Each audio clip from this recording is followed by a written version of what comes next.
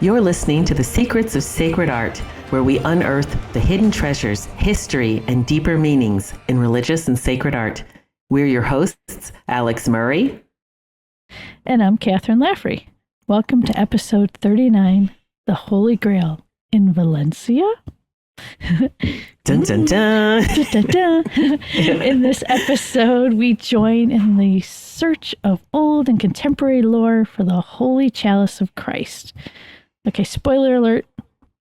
It might be hiding in plain sight with a detailed history, some scientific study, in a lovely chapel in a breathtaking basilica with its own feast day.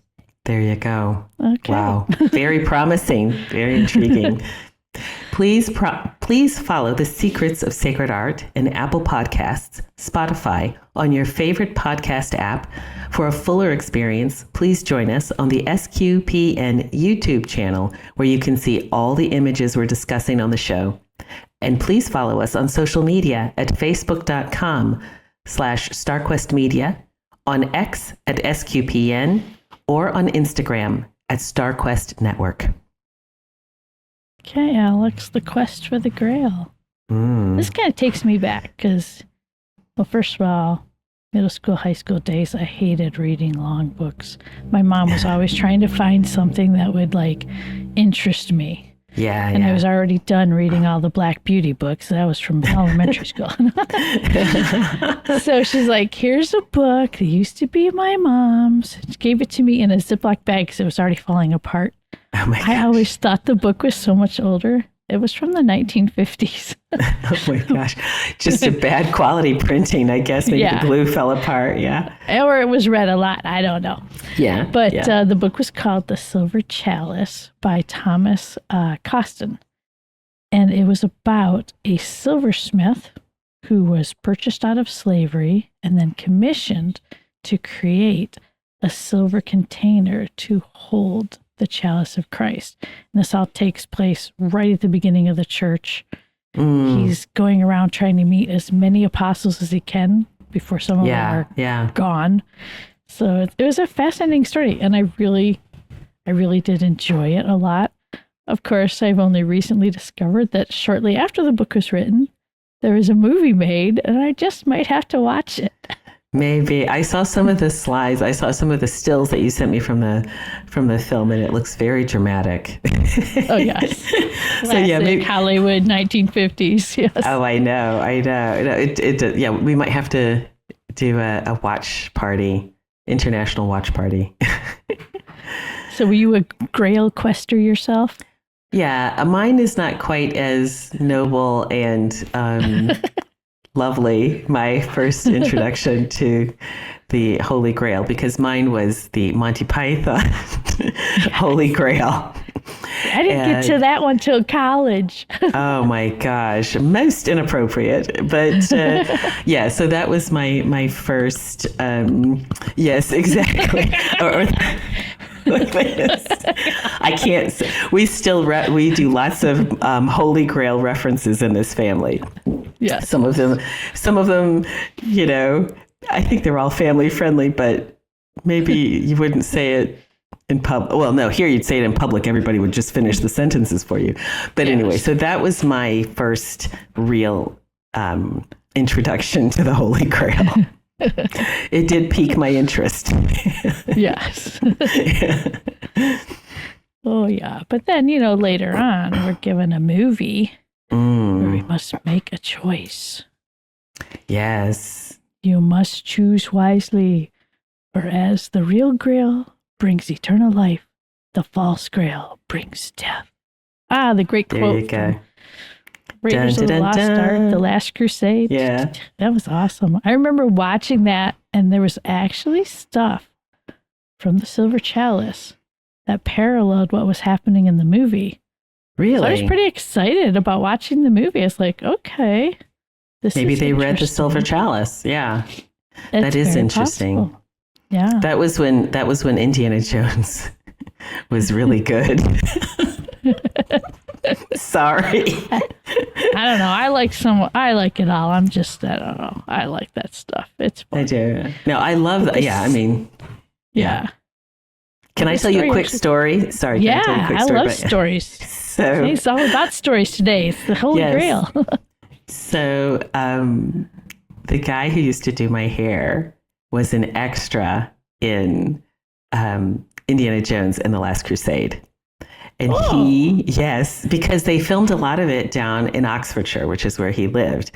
And he was so into it. And he had like an Indiana Jones leather jacket. I mean, he met Harrison Ford and he's like, you've got to watch it because you've got to see me in it. And he's like, I walk up the steps, or like he's walking up the steps and then I walk down and we make contact. And I'm like, okay. And I'm thinking it's like in Harrison Ford walking up the steps and then my hairdresser coming down the steps. But he's like in with a bunch of other people. So he made eye contact. He was like, we had a moment, but it was really fun to actually know somebody that was in that film. So that's my little Indiana Jones. What is it called? Vicarious claim to fame. Yeah. There we go. One degree away, really. Exactly. Yeah. Exactly. Thank you. Yeah. Yeah, that's most impressive. So just like in the Holy Grail, or not the Holy Grail. Now I'm getting Monty Python in there. But sorry. So just like in Indiana Jones, the Germans were interested in looking for the Grail. But it wasn't with a crazy trek through catacombs in Venice, which would be impossible because they'd have to be underwater. Yeah, that's right. Yes. Yeah. Details. Out to the desert. Yeah. Details. Mm-hmm. Very fun though. But they did have in 1940, they visited Montserrat. So from our previous episode, the Nazis did. Yes. They went to Montserrat. Not just any particular person, but the head of the SS, Heinrich Himmler himself went, which is kind of a big deal. So he was really bound and determined to find this. And he was, according to instructions from Hitler, trying to find all these artifacts to prove the Aryan race and all of his crazy ideas. Yeah. Including that he had possession of the lance, which is another Indiana Jones movie, which was covered in SQPN's Secret of Movies and TV 129. So if you want to find out about the lance and the Nazis, because as Indiana Jones says, the Nazis, I hate those guys. Yeah, exactly. So Himmler went to Montserrat, where he was received by Father Rapul, and you can see the actual photo of him going there. Father Rapul was not the head of the order. He was just happened to be one of the monks at the monastery who spoke German.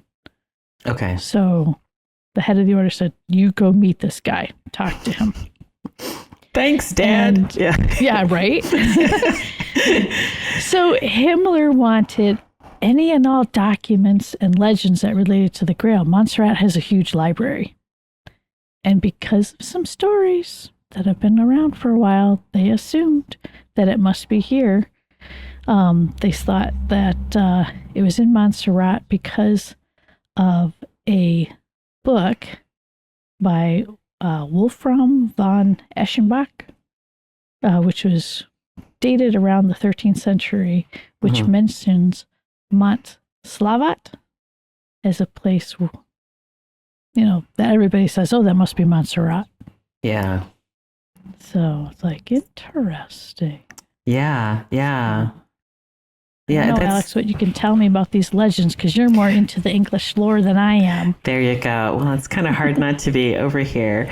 And I think it's really interesting why these legends come up and why and what was happening in the world at the time. Yeah. Because one of the things I love about these things is this is something we can connect to legends, to history, to biblical history, church history. This is a really interesting artifact and relic. that we have here. So, of course, there are the legends of the Holy Grail and how it's connected to the legends of King Arthur. And so if you ever heard the hymn Jerusalem, which is actually sung in several Monty Python shows, it's sung all the time in this country. And it's about this legend of Joseph of Arimathea coming to England, the British Isles, with a young Jesus, his nephew.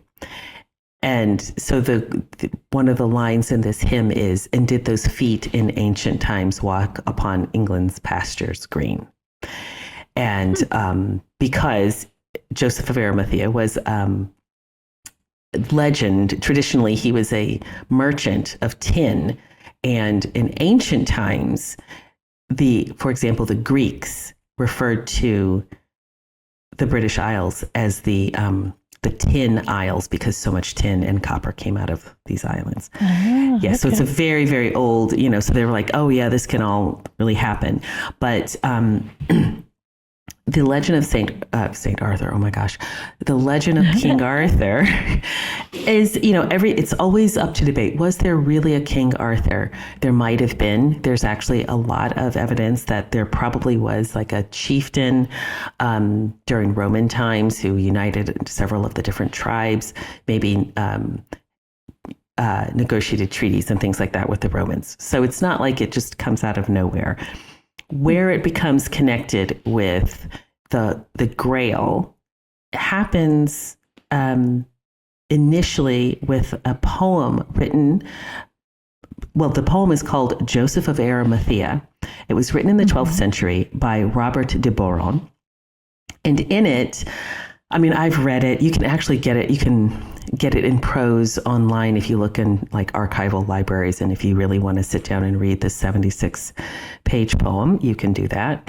I briefly skimmed it, but I skimmed it until I found like the Holy Grail bit. But for the most part, it is a loose, and this is my opinion from roughly reading it briefly, it's a loose catechism of like the world and the church and why we're here. And I think in some ways it's well done. And it's something that would have been said out loud. It's something that would have been sung. And in it, when he comes to this legend about Joseph of Arimathea, he says that our Lord comes to Joseph when he's imprisoned, and he gives Joseph the chalice. And then Christ tells him that Joseph of Arimathea's acts of compassion will be remembered in every Mass. So remember, he took the body down, he arranged for the burial and everything. And the corporal will refer to the cloth the cloth that Joseph wrapped Jesus in the shroud. The chalice will recall Joseph catching the precious blood when Christ was hanging on the cross, and we've got some images for that. And the plating or the paten will be like the stone provided for Joseph in the tomb of our Lord. So that's one. Yes. So that is, and in a way, you can see how you might have an explanation of understanding what's happening in the Mass in this legend. Mm-hmm. The second one, another contemporary, was written by Chrétien de Troyes, and that's about Percival and the story of the Grail. And he wrote that between 1181 and 1190. And it tells the story of Percival the knight, and it starts out in Wales. And it's the story of how he goes through quests and he discovers who he is and how he possibly has discovered the location of the Holy Grail. And of course, all that is supposed to be take place, of course, in the British Isles and around France, because all of those things politically, these two countries were forever fighting and connected in some way. But all that to say, so if you look at this beautiful French folio of King Arthur and the Knights of the Round Table, and you can see the Holy Grail being elevated or held up by two angels. It's a beautiful image, and it's kind of quasi sacred art-y. This is a legend, but it's bringing in a lot of elements that we would see in sacred art, especially a depiction of the Last Supper. But I was going to say, it looks a lot like what we saw from Juan Duanes in the last episode. Yeah, except nobody has a halo, which is appropriate. No halos. Because these are legendary things. But you can see how people didn't necessarily look at things in such a linear way that we do, or like a flattened out way. So they could look at this and they would probably be really comfortable, like bringing in elements of, it was a Catholic world. And so you could have this legend and like insert these very Catholic things into it, and kind of like Middle Earth. You had mentioned that Tolkien didn't really like the legends because of the way they had been used. I heard he wasn't a fan. Yeah, because they were used as propaganda later on. But they're kind of doing something very similar, where maybe people could read this in the same way that, a well-catechized Catholic might read Lord of the Rings. So, and I guess if you want to, I'm going to show you a couple of other interesting images relating to the Holy Grail and the Arthurian legends. And this is Percival having this is Sir Galahad. Sir Galahad, Sir Bors, and Sir Percival beholding the Holy Grail. And it's, again, this is from one of the pre-Raphaelites, and I love pre-Raphaelite art because it really just draws a lot of elements from high Gothic art into the late 19th and early 20th century with the pre-Raphaelite Brotherhood. But again, you can see, even though this is an Arthurian legend, he's incorporated beautifully lots of elements that somebody used to looking at sacred art would understand and maybe read in a different way. Yeah. And of course, all of those flowers they're going to have meaning, religious meaning. And I think this was the type of tapestry that inspired all the artwork for Walt Disney's Sleeping Beauty. Yeah. Well, the artist who did all the background work said he studied tapestries. Yeah. So, and probably some of the earlier, if you study Renaissance tapestries, you can definitely see that influence as well. But yeah, it's beautiful. Oh, yeah. Okay. And if you want to, and this is, so going back to the legend or the tradition of Joseph of Arimathea catching the blood of Christ when he was crucified in the chalice that had been used for the Last Supper. This is a 14th century example of that. I believe this one is also French. What I find really interesting about this particular one is, if you look at the good thief and the bad thief, the good thief is quite deteriorated. But if you look right above them, you can see coming out of their mouths are their souls.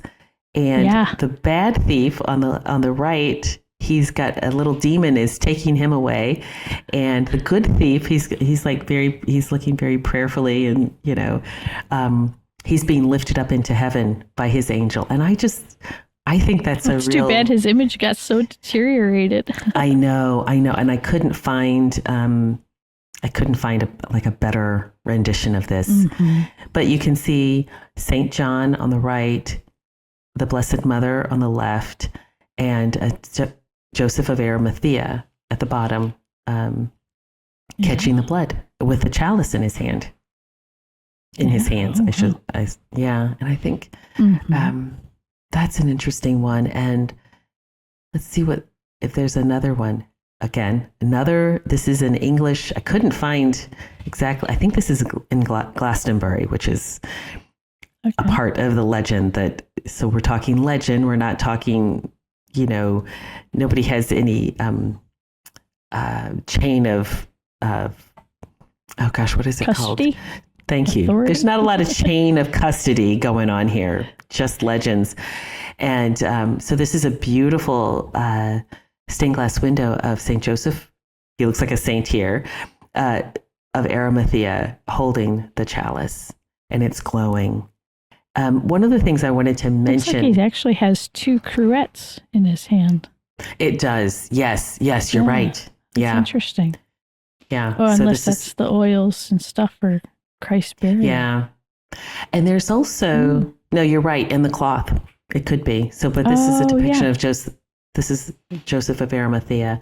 And apparently when he came here, he put his staff down on the ground and a tree rooted or grew out of his staff. It's like all very, it's cool.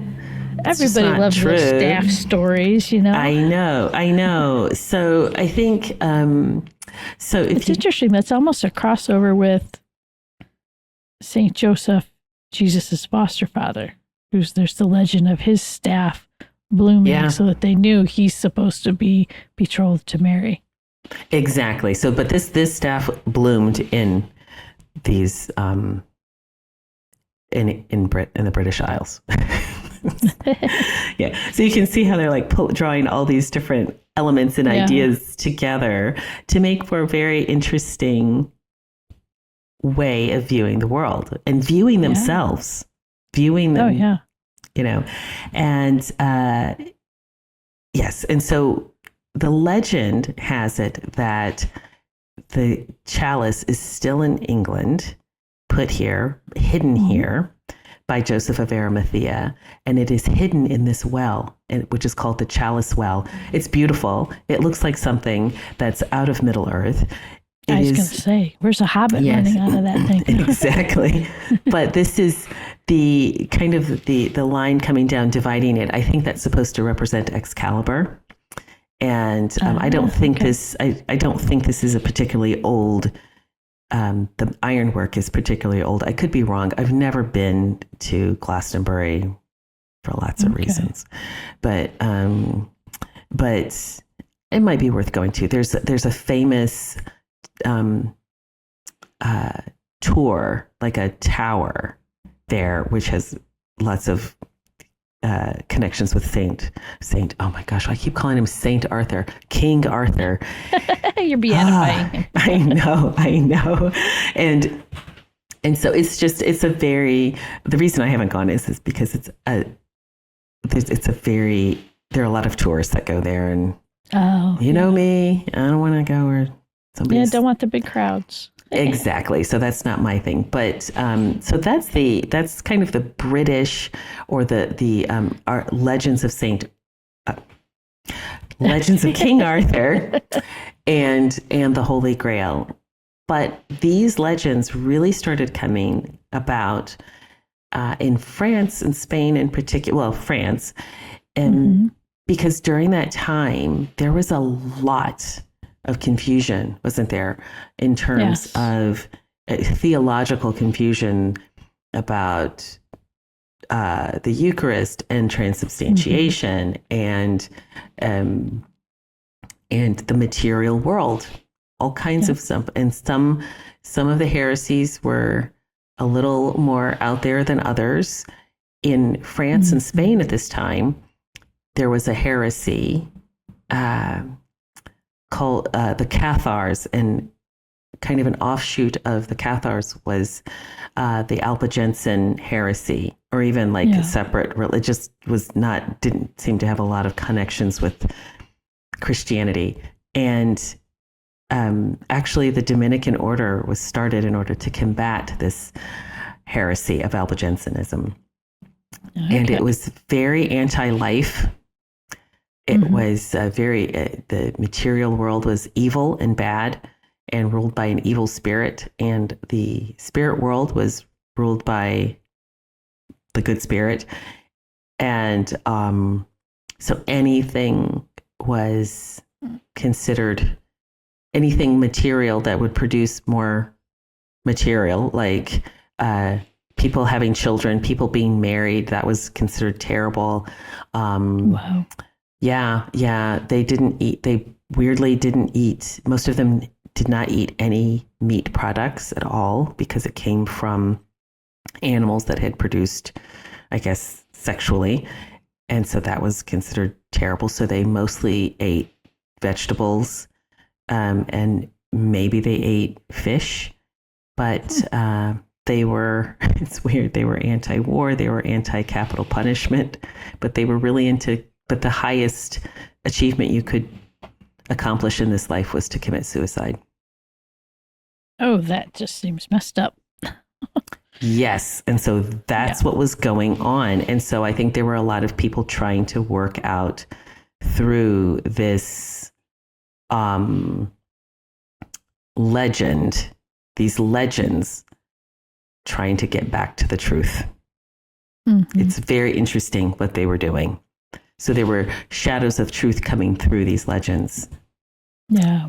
Yeah. And some of these legends might have also been inspiration to, I think I actually read this somewhere. I've been doing so much reading the last 3 days, I don't remember where it all came from. I know how you feel. But I know some of these legends were also helped and used to recruit knights for different battles and crusades going on, because you do have most of Spain being overrun, and they're trying to, gain ground back. So yeah. Well, because this is the thing, the Cathars, from a political perspective, they had a lot of power. There were a lot of nobles and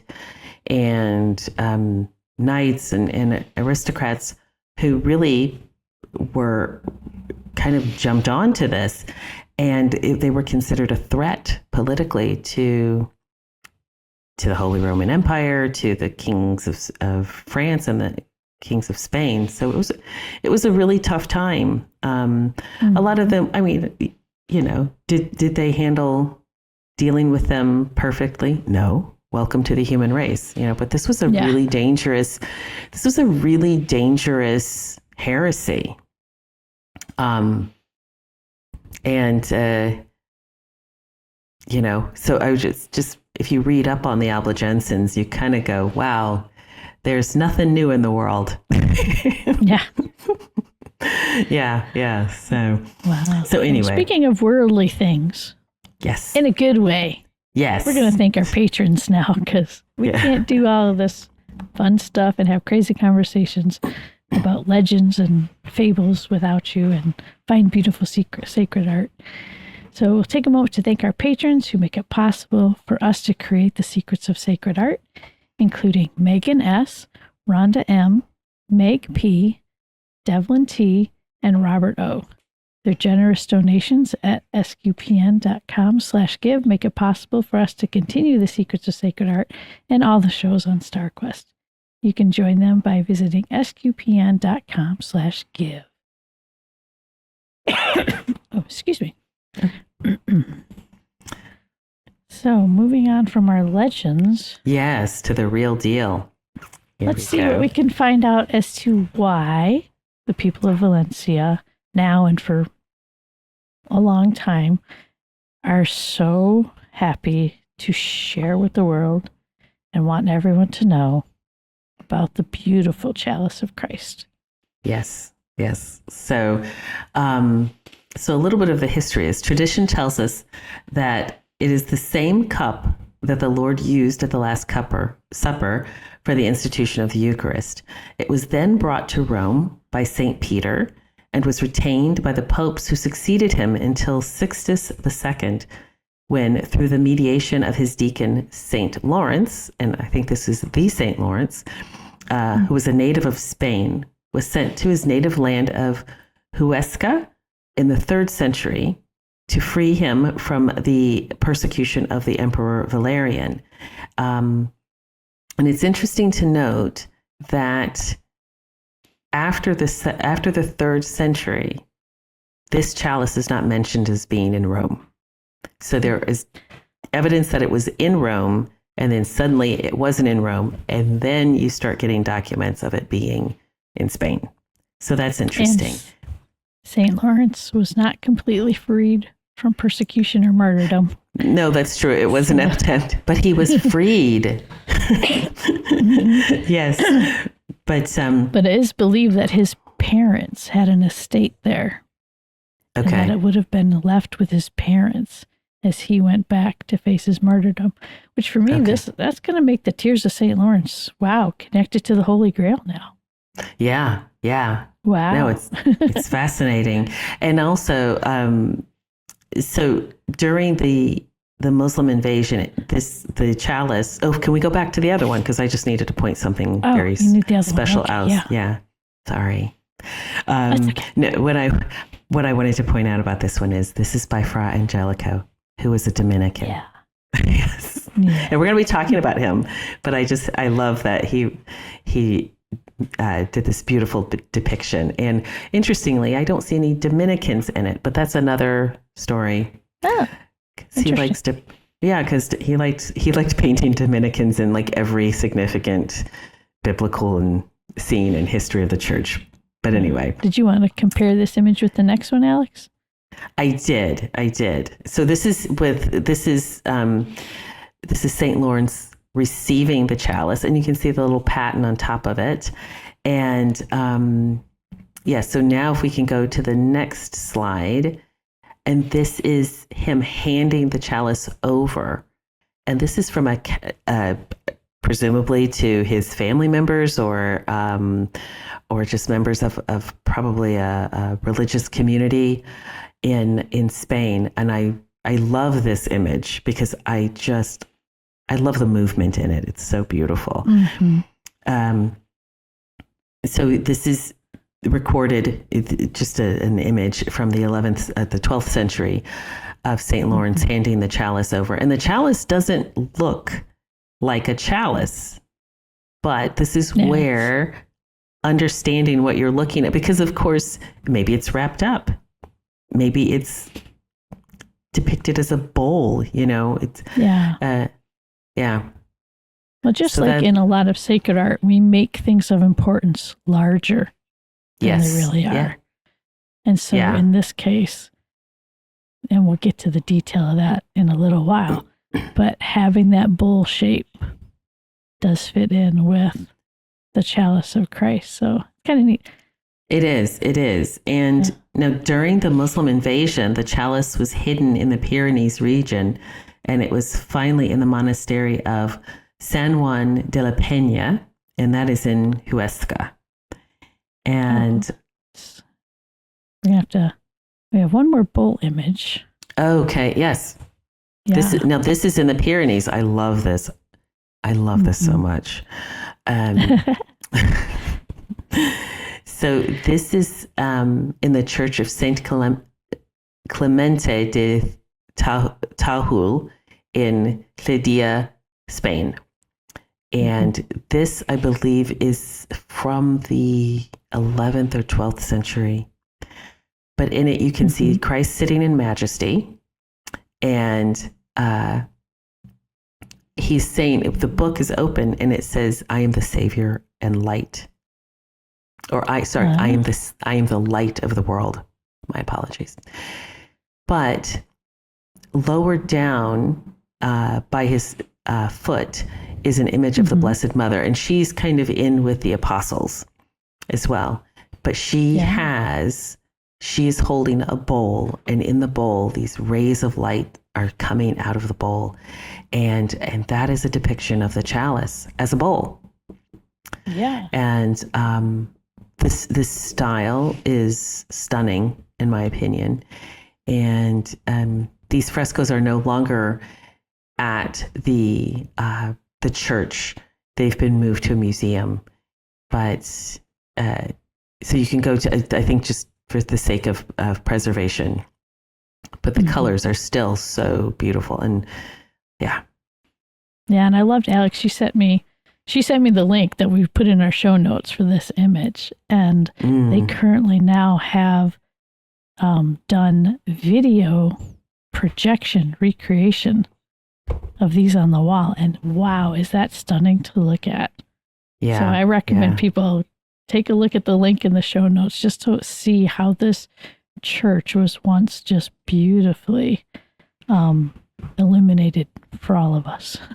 Yeah. And some of the images from this church, especially one of the winged creatures that has like 8 eyes or something. I've seen that image so many times and I always thought it was so cool. And now to find out, oh, this is where it comes from, even better. Yeah, exactly. You know, I think this also has the Lamb of God image with multiple eyes as well. I think that's what it is. Yes. Yeah. Yeah. And that's definitely worth looking at as well. But I think and then you mentioned where it was moved to. I wanted people to see the map. Okay, of course. Yep. Yeah. You know me, I got to have my map.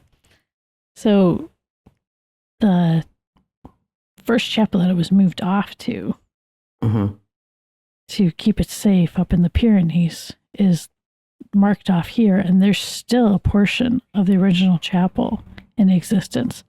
They've since added on over the years and done work. And the image that's in the red frame below the map, they actually still display a replica of the chalice in there so that people know this is where it was taken to be hidden away to be kept safe. Yeah. Because there were two times, they're called the 2 exiles. And one was during the War of Independence. And I think this is not, so you had it was hidden away one time during the Muslim invasion. Yes. Yep. So that was, and that was in the Pyrenees. And it was then delivered to the King of Aragon, Martin the Humane, in 1399. And then it was later at the Royal Palace in Zaragoza. And then that's at the other arrow on our map. So it went from the top arrow down to the bottom. Yeah. Yes. And in the Royal Palace of Valencia until it was delivered to the Cathedral of Valencia in 1437. And then from there, it actually was hidden 2 more times in more recent history. One was during the War of Independence, which was between 1809 and 1813. And it was taken to Alicante, Ibiza, and Palma de Mallorca. And that was in order to keep it from Napoleon, who was a jerk when it came to this kind of thing. And so I'm so glad they hid it away. I love you just like put it right out there, Alix. He makes me so angry when people act like he was cool. Anyway. And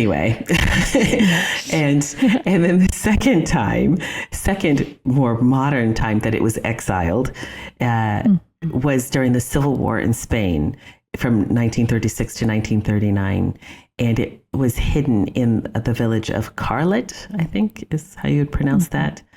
And then it was finally installed in the old chapter house and fitted out with a chapel and everything in 1916. And there's a bit of a gap that we have. So think of it, we mentioned in 1940 that Himmler went looking for it. Yeah. So this is right after it had come out of hiding. And it was in Valencia, but it wasn't out and in a visible way for people to see until 1916. The cathedral in Valencia has an incredible relics collection. Some of it has survived over the years, some of it not so much. They actually said some of the reliquaries were stolen by Napoleon to turn into coins to pay his officers and his... I'm telling you, this is why he's a jerk. This is why the man was a jerk. Among other reasons. Yes. Yeah. So thank goodness it did finally end up in Valencia. And put my little map there again. You can see how connected the world is here. Yes. And as Alix has explained for us many times in our awesome other shows, look at how the cathedral is situated in Valencia. You have the roads are kind of following the old walls of the ancient city. And there it is in the heart of the city. And the floor plan there shows the little side chapel, with the little red arrow there, for where it's sitting today. So it's Beautiful. pretty cool. So the chalice has this beautiful room that is in this little side chapel. Originally, it was a chapter house. And then they decided, okay, we've got to take the chalice out of the reliquary. It's not seen much. It's closed off to the public, and they moved it out to the public. Knowing everything Spain had just been through, yes, this needed to be out to the public for everyone to see. So it's pretty amazing to see how it was cared for. The photo in yellow, my daughter took when we went there for Mass. Wow. It's such a beautiful place to go to Mass. It's like, oh, you feel, we actually didn't sit in the pews. There was a stone bench across the back wall, and we sat there. So you really feel connected to everything. So that was the pretty, whole building. you know, Yeah. You can feel the stone and how old it is. And then around the altar, you have this beautiful alabaster reredos, and it has images, 12 of them, 6 from the Old Testament, 6 from the New Testament, and showing parallel stories.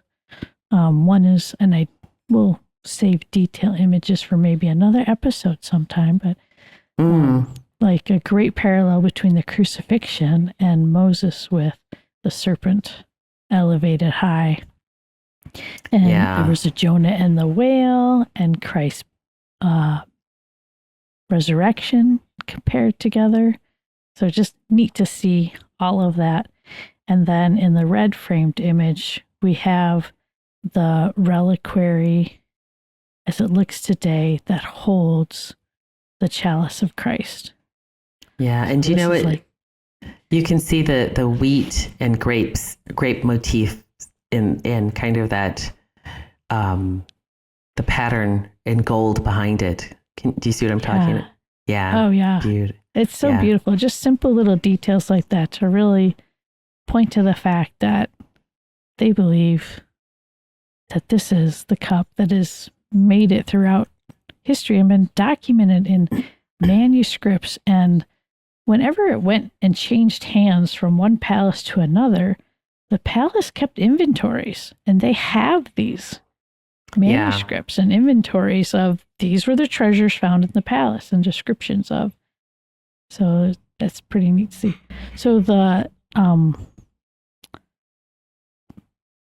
the chapel here is perfectly square, measures 13 meters square and 16 meters high, and it's covered with a ribbed vault. It's got a lovely star shape to it. I love this vaulting work. Yeah. And it's funny because I didn't really notice it because when I was at Mass, I was just so focused on, oh my gosh, that's the chalice. This is incredible. And then it wasn't until later on when I went to the website for the cathedral, which, by the way, is an incredible website. It hasn't been fully translated into English yet. So if you can read Spanish, you'll be fine. You'll be fine. They're working on it, but it's a website you can spend weeks, months on because it's just gorgeous. But then I love the central stone of the chapel that holds it all together, the rib vaulting, because the cathedral is dedicated to Our Lady. And so this is Mary's coronation. And that's one of the most beautiful versions I have seen. I love it. It's just gorgeous. Actually, it gives me an idea for a chalice, Paul, sometime. I was literally thinking that as you were saying this. I was like, another idea is, and you can see how it is. It's not flat. It's 3-dimensional. You know, it's a relief carving. When I first saw this, I thought it might have been a mosaic because the colors are so intense. But it's just well preserved, I guess. Yeah, and if you follow each arch down to where it connects to the wall, all of those little, what's the word for them? they're not really capitals because they're not the top of a pillar, but Yeah. Finial, those maybe? little stone. Yeah, they're all Finial. carved with angels. And they're very colorful, and they look a lot like the St. Lawrence capital that we just looked at. Nice. So that same style, just really neat. This little choir of angels holding up the vaulted ceiling. Yeah, It's one really of the fascinating. Oh, go ahead. Yeah. No, I was going to say one of the things I like about that Romanesque style is I just feel like it has a lot of movement. And that's why it almost comes alive. I love it. Yeah. And then there's just one odd thing on the wall. And if you look at the red framed image to the left, do you see what's draped there, Alix? I see some, like there's like a tapestry, and then there's like a chain loop thing. Yeah. Okay. So the chain that's hanging from the wall there is the chain that closed the port of Marseille, brought to this chapel by Alfonso V the Magnanimous in the 15th century. So yes, those chains were once used to close the port of Marseille. Like, wow.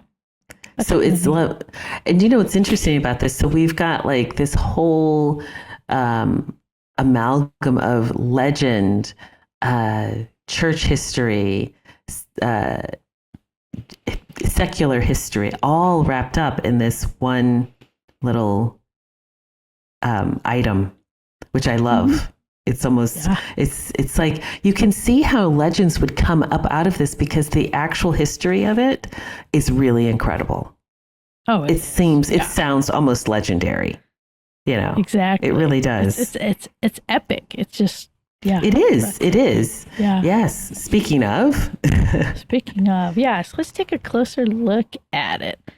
So we have seen this chalice in our paintings from Juan de Juanes, where he always shows Christ with this chalice in his Last Supper paintings, or when he has Christ presenting the Eucharist in a couple of his other paintings.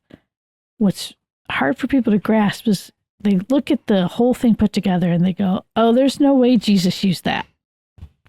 Because as we saw from our very first image, everybody pictures him with a humble little cup. Yeah.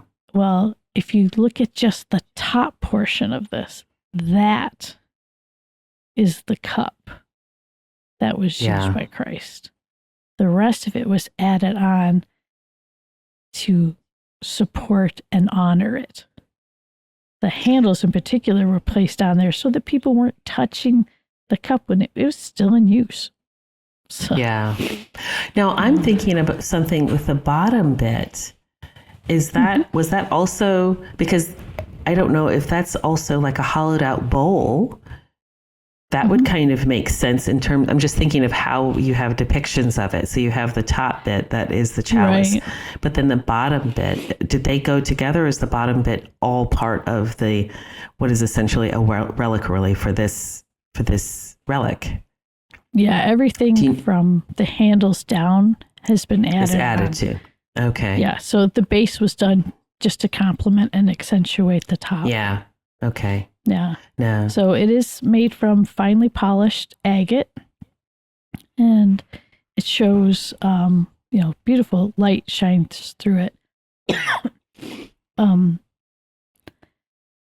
So later on, they added the base to it, which has pearls and other things like that.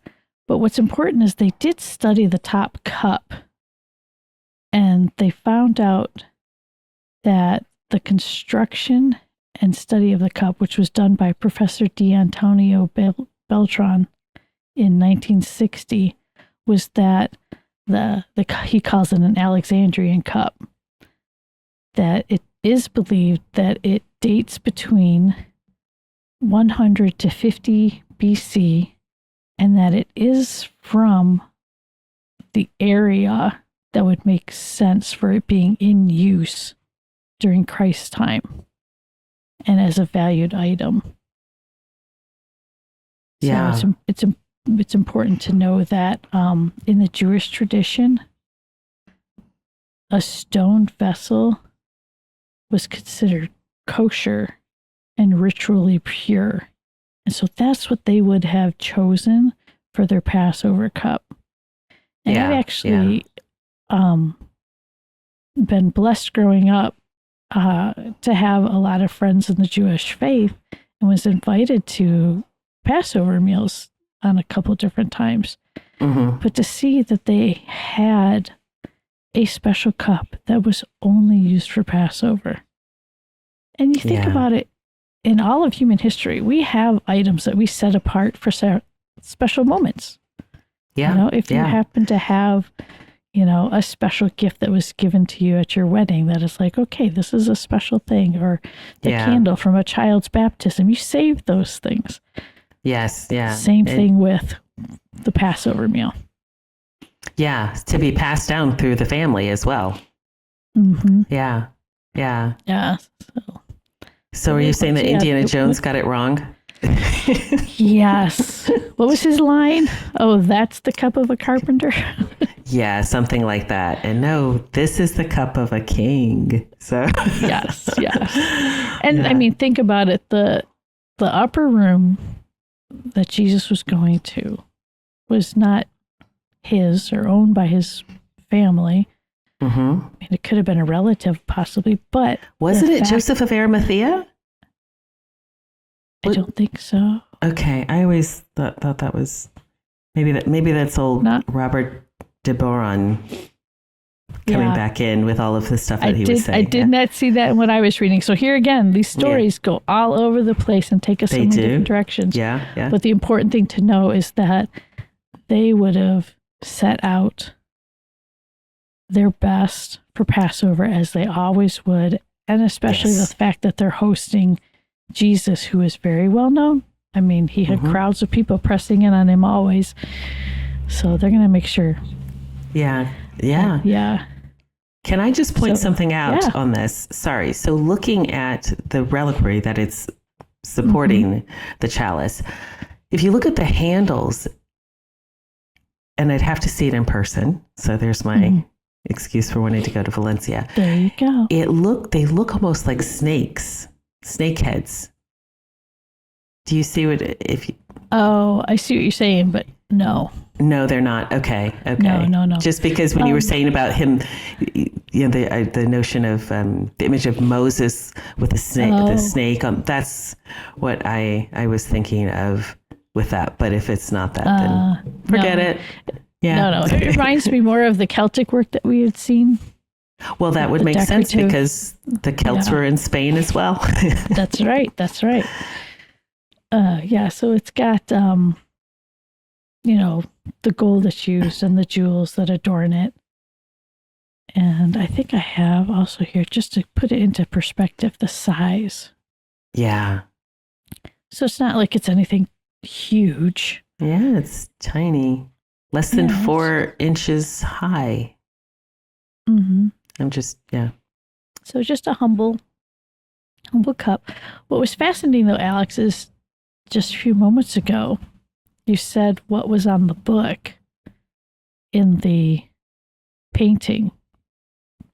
Yes. Christ says, I am the light of the world.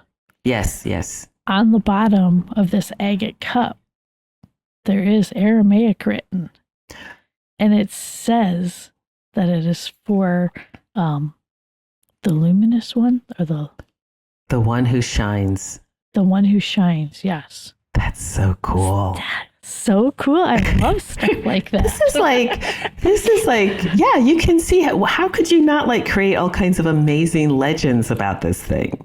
Right? Yeah. That's so cool. Like, this is like, do you know what? It just makes, you know, I always say I live in Middle Earth. I occasionally have to come here.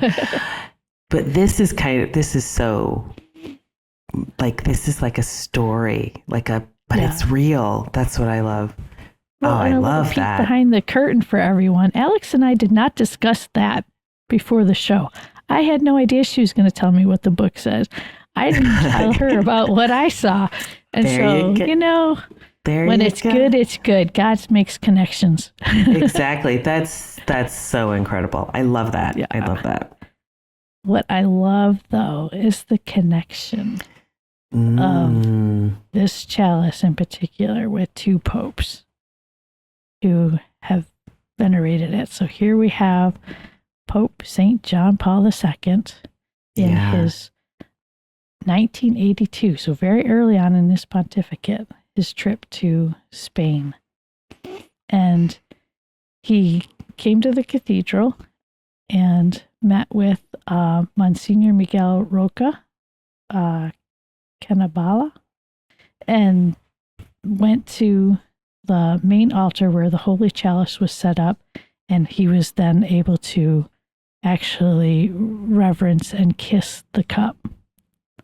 I was like, to have a beautiful moment like that. And look, you see him holding it. So you see that it's not some big grandiose thing. No, but it's very precious. Yeah. And then below the image of him holding the cup, you see this manuscript looking page.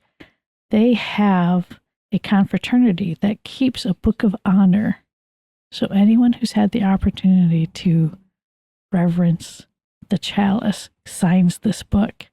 And then they have it beautifully decorated with the symbol for the Diocese of Valencia and with John Paul II's coat of arms. And I love how they put Our Lady of Częstochowa with it too.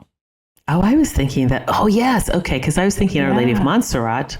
Yeah. But but interestingly, if you look at the painting of the icon of Our Lady of Częstochowa and you look at Our Lady of Montserrat, they look a lot alike.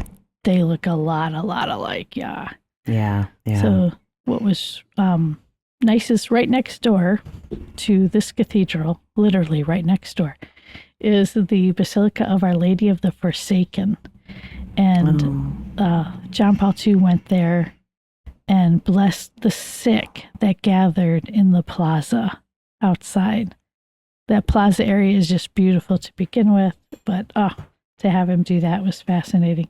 And then, shortly after that, he had a huge mass out in the streets. One of the main boulevards was shut down to have this huge mass.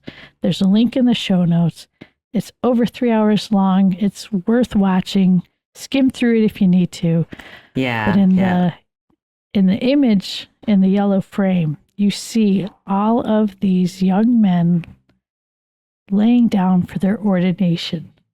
That is just spectacular. So he ordained that day 150 priests. Yeah. And for the Mass, used the Holy Chalice. Can you imagine what that'd be like to be a young priest? Your ordination, I know. With John Paul II and the Holy Chalice.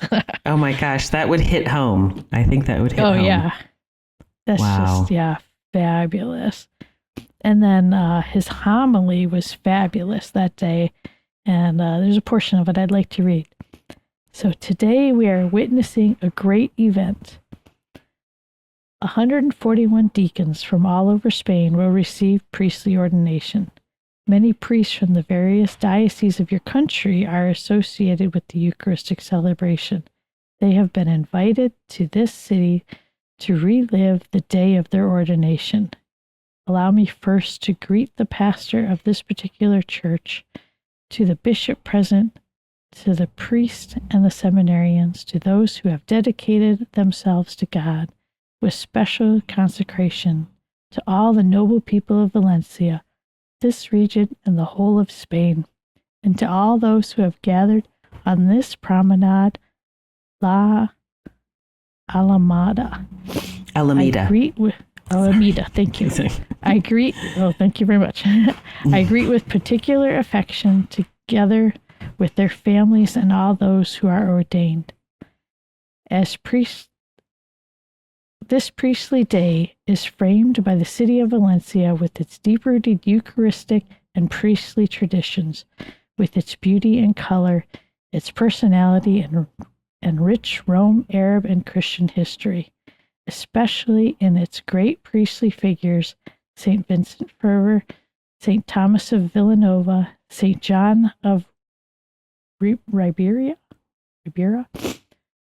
To these should be added numerous holy priests, among them St. John of Avila, patron saint of Spanish clergy. All of them accompany us with their intercessions. Again, watch this Mass. It's fabulous. And I don't know what it is, but just listening to John Paul II speak all the languages he was capable of is just amazing. I know. He was brilliant. He was a brilliant man. Yeah. So this isn't the only pope in recent times. We also have Saint Benedict. Listen to me, Saint Pope Benedict the 16th. One day. Aw. One day. So Alex, you want to tell us about his visit to Valencia? Sure. So on July 8th and 9th of 2006, the Fifth World Meeting of Families took place in Valencia, which was attended by Pope Benedict XVI. Upon his arrival in the city, after praying at the site of the tragic metro accident that occurred days earlier, the pontiff's first visit was to the Metropolitan Cathedral, accompanied by Archbishop Monsignor Agustin Garcia Gasco. At the main gate, or de los Hierros, he was received by the chapter and proceeded to the chapel of the Holy Chalice, at the entrance of which he was greeted by the representatives of both the Board of Directors and the Royal Brotherhood and the Brotherhood of the Holy Chalice. There, with the Spanish bishops, he venerated the sacred vessel and signed the Book of Honor at the Brotherhood of the Holy Chalice. The next day, at the concluding Mass of the Fifth World Meeting of Families, the Holy Father had the most pleasant gesture of using the Holy Chalice of the Lord's Supper as His Holiness John Paul II had done during his visit in Valencia in 1982. From his homily that day, the joyful love with which our parents welcomed us and accompanied our first steps in this world is like a sacramental sign and prolongation of the benevolent love of God from which we have come. The experience of being welcomed and loved by God and by our parents is always the firm foundation of authentic human growth and authentic development, helping us to mature on the way towards truth and love and to move beyond ourselves in order to enter into communion with others and with God. Let us return for a moment to the first reading of this Mass, drawn from the book of Esther. The Church at prayer has been this humble queen, interceding with all her heart for her suffering people, a prefigurement of Mary, whom her Son has given to us all as our mother, a prefigurement of the mother who protects by her love God's family on its earthly pilgrimage. Mary is the image and model of all mothers, of their great mission to be guardians of life, of their mission to be teachers of the art of living and the art of loving. The Christian family, father, mother, and children, is called then to do all these things, not as a task imposed from without, but rather as a gift of the sacramental grace of marriage poured out upon the spouses. If they remain open to the Spirit and implore His help, He will not fail to bestow on them the love of God the Father made manifest and incarnate in Christ. The presence of the Spirit will help spouses not to lose sight of the source and criterion of their love and self-giving, and to cooperate with Him to make it visible and incarnate in every aspect of their lives.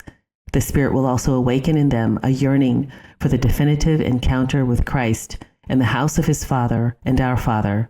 And this is the message of hope that Valencia I wish to share with all the families of the world. Amen.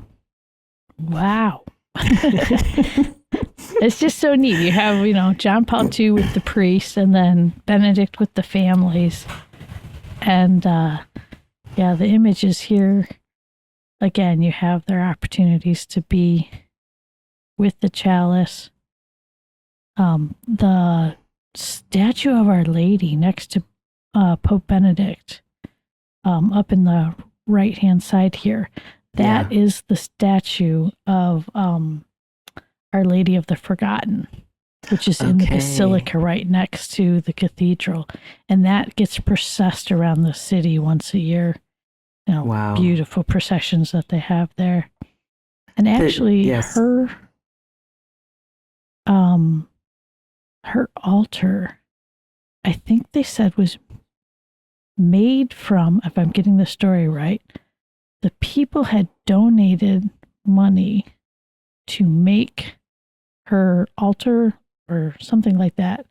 And someone at one point in time was like, oh yeah, we need to, we can't be all elaborate like this. And they were like, this is all the people have given this.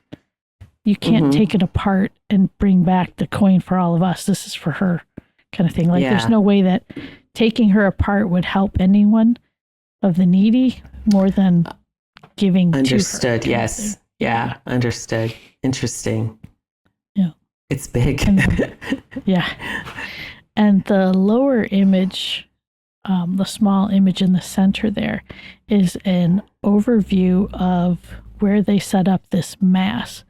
There's a section of Valencia, very modern, that's been used in a lot of TV and movies lately. Star Wars has used it as the setting for Coruscant in Andor. Okay, wow. And, so again, they shut down. You can see a bridge over the water there and the roadway, and the white box is where they had set up the altar.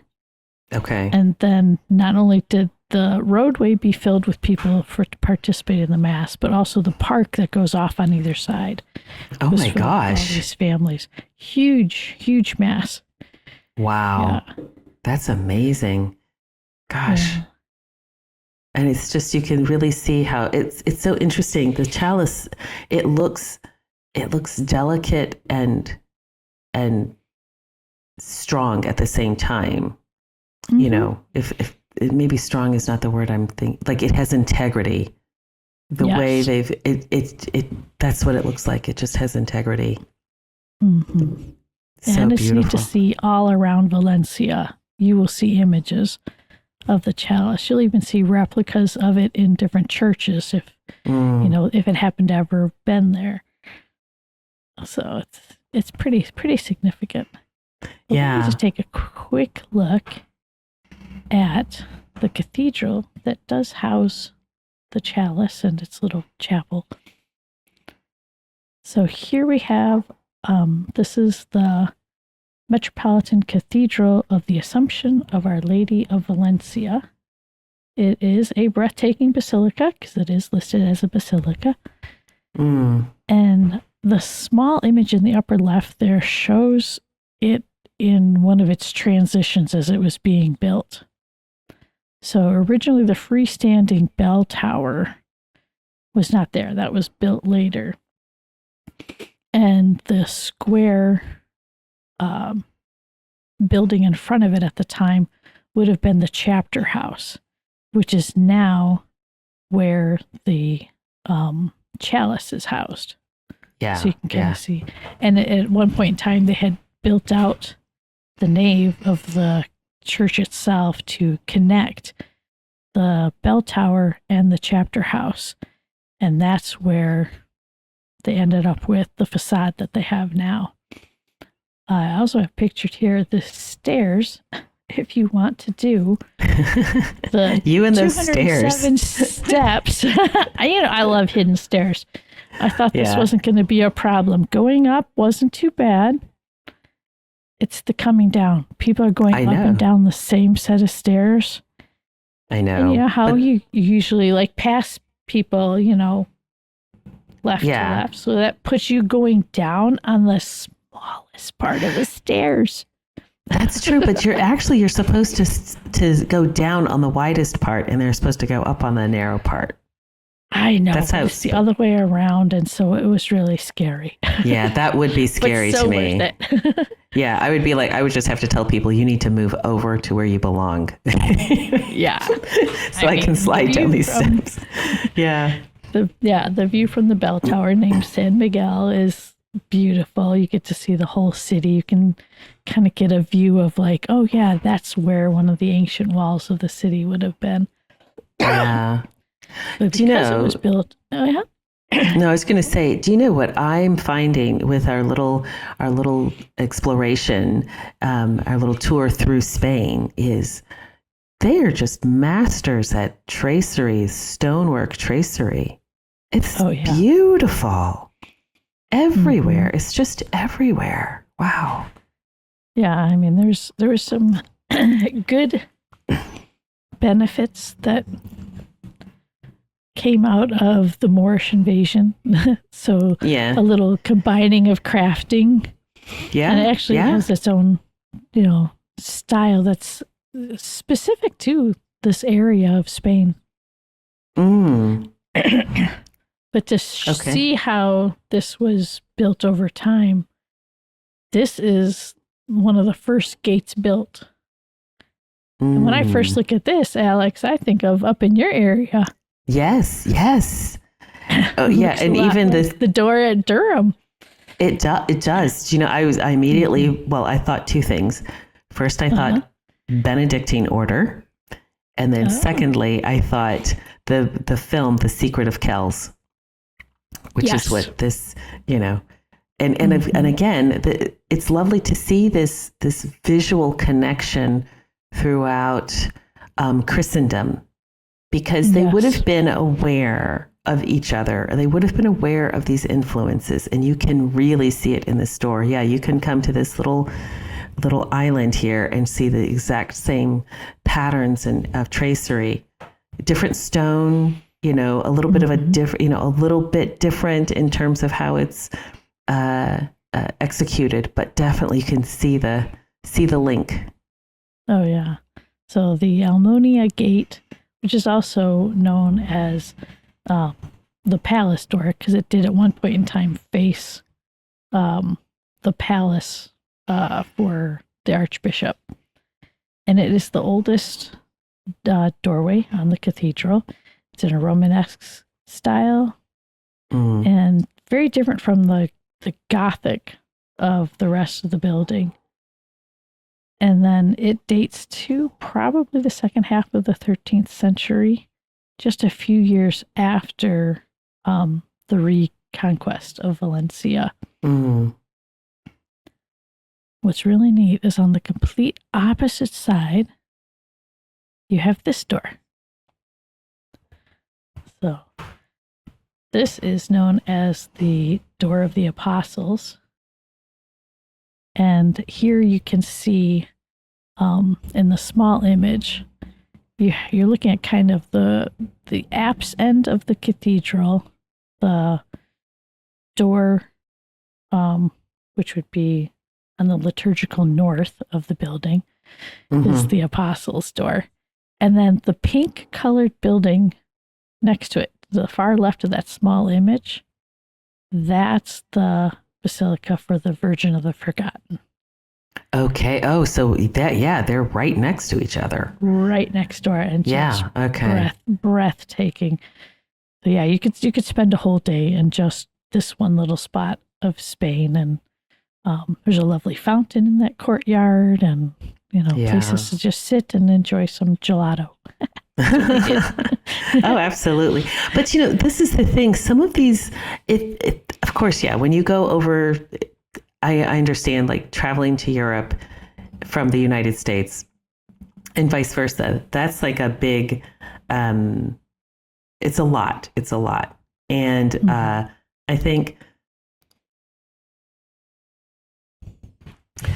but I think sometimes if you can spend a day in a place like this, it's so worth it. Like if you just don't do anything else, but spend all day, kind of like what we did at Durham Cathedral.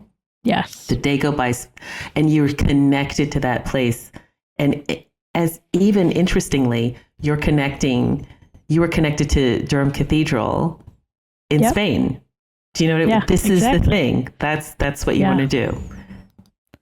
Yeah, that's what makes it so important. And I recommend to people, as great as pilgrimages are, and if we ever did a Secrets of Sacred Art pilgrimage, we would definitely do this trip all over again. But I always would recommend to people to maybe not do all the guided tours where you're like, get on a bus, go. If you're not on your bus at the next stop, you're going to be late. You got to stick to this hard schedule. It was a blessing to not have a hard schedule, to just be able to take our time to sit with things and really take them in. And that's the same thing like you and I did when we went to Durham. It was just, nobody was rushing us around. Yeah, you No. can do the guided tours and get all the information while you're there. But thankfully, thanks to the internet, you can just soak it in while you're there and get the guided tour when you get home. The Exactly. cathedral's website lets you literally walk from place to place within their website and see all of these details. Yeah, yeah. And that's the same thing if if you're in at a cathedral or a museum, is to just take time. I know sometimes it's a little bit difficult, especially if there are a lot of people around and it's noisy or whatever, but to really start picking out these elements that we've been showing you over the series of these episodes that we've done, and it can really deepen your understanding and help you feel that connection to the sacred art. And if you really want to feel connected, go to Mass at the churches you visit, or confession, or just spend a holy hour. You're going to be connected throughout all the time. It's exactly amazing. It is. Yeah. It's wonderful. So one other door to look at. This was the last one constructed. Yeah. And this one is just fabulous. So it was constructed in 1703. So this is the doorway that was made to help connect the bell tower to the chapter house, now chapel. And it was done by Conrad Rudolph, a German architect and sculptor, and definitely Baroque. Yeah. Definitely. But you want to know what's interesting? These different styles that are, they're centuries apart. If they're done right, they're not jarring. It's when you have things that are, like somebody decides to slap a Bauhaus style facade onto any building, quite frankly. It's quite jarring, but if Baroque it can work because it has the proportions and things like that. So it is clearly of a later date, it is proper Baroque, but it works, still works. Yeah. And to me, this gives you just the feeling that this is dedicated to Our Lady. I mean, we have her monogram on the front. Yes. But it also has that feeling of like the wedding cake for the bride. It's very feminine. In a good way. It's just like, yes, this is Our Lady's, and she's a grand lady, and we want to be there for her, and So and even look at the fences. Gate. That's exactly what I was going to say. Yeah. So it's very, very special place to go see, and it's not just imagery. It's not just a church preserved as a museum. While they do have an incredible museum with so much more information, I had to force myself not to look at it again and again. And the history, because there's Roman ruins underneath this cathedral. Very cool. Yeah. All kinds of history that go with this cathedral. Incredible works of art, including by Juan de Juanes and his dad. Yeah. I was actually surprised at how much of Juan de Juanes' works were in this cathedral. Oh, yeah. Yeah. He did a lot of work. So we have his work so Juan de Juanes, the son, did the baptismal image of Christ. And I love that it's hanging right above a baptismal font. Perfect. No, that's perfect. Yep. Right when you walk in the front doors, it's right there. And then just as you head down this new hallway, quote unquote new, it's old. Yeah. But that connects you to the the chapel for the chalice. You have this beautiful work of St. Michael done by Juan de Juanes' father. No, I love that. Layers of beauty on that image. And lots of information all over that to connect and wow. So beautiful work from them. Oops. There we go. Yes. Hello. There we are. Yeah. I always miss that one button. That's But okay. yeah, so it's important to know that the faith is growing and very strong there. And I believe it is definitely the influence of the chalice of Christ. Yeah. I agree with you because it's something that is tangible. And I know that, a lot of times people say, oh, well, we don't need these things for the faith. But I would say yes, because the theology and the philosophy and everything is there, like on an intellectual level. But I think you have to give pause and ask, well, then why is this everywhere? Why are these visual things affirming the faith, whether they're relics, sacred art? Certainly from a sacred art perspective, all the more reason to do it well. Yep. And exactly. have it as part of the liturgy.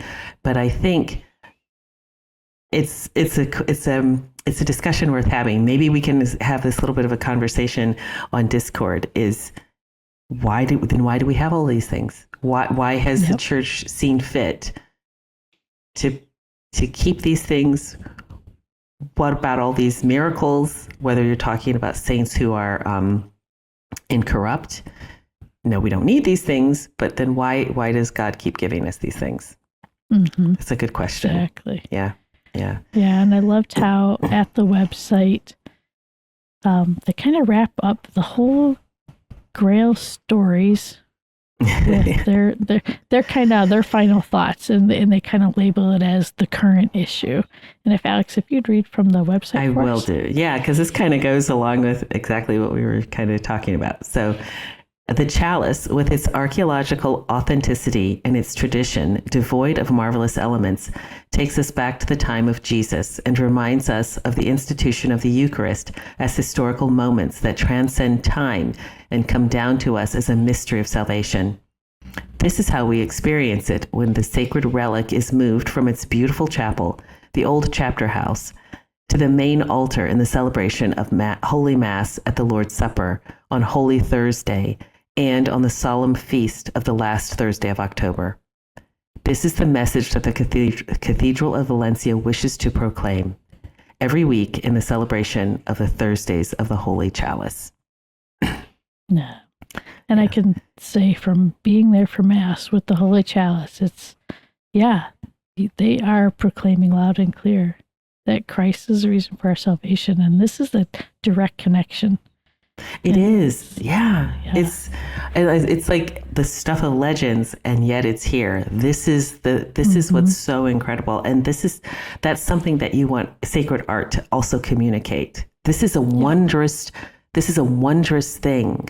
And it's here. It happened in this world at this time, like literally right now. Do you know what I mean? Yeah. That's what we need. That's a good confirmation of the material world and the creative spirit. Excellent. Yeah. Yeah. So thank you for listening to the Secrets of Sacred Art on StarQuest. To find previous episodes of Secrets of Sacred Art and to send feedback, please visit sqpn.com/sacredart. You can send us comments by email at sacredart@sqpn.com, leaving us a comment on YouTube, or visiting our channel on the StarQuest Discord community at sqpn.com/discord. Yeah. So please share with us. We've been having some good discussions there and some good shares. And then we'll be back next time to explore another hidden treasure in Valencia. Here's a little teaser. This is St. Nicholas, Valencia's Sistine Chapel. Wow. Until then, I'm Kathryn Laffrey. And I'm Alix Murray. I'm hoping you find something beautiful. Bye-bye.